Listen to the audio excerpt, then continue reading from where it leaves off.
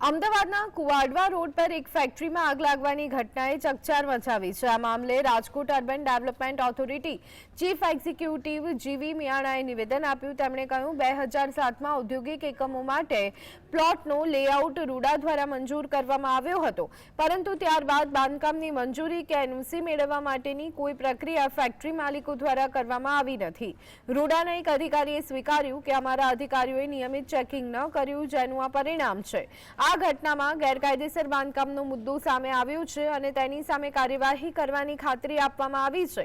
જો કે factory inspector સાથે આ અંગે કોઈ ચર્ચા થઈ નથી। મિયાણીએ ઉમેર્યું કે જો પોલીસ ફરિયાદ માટે માહિતી માંગશે તો રિપોર્ટ તૈયાર કરી અને સોંપવામાં આવશે। આ ઘટનાએ ઔદ્યોગિક વિસ્તારોમાં નિયમોના પાલન અને દેખરેખની ગંભીર ખામીઓને ઉજાગર કરી છે, જેના પર હવે સ્થાનિક વહીવટીતંત્રની નજર છે।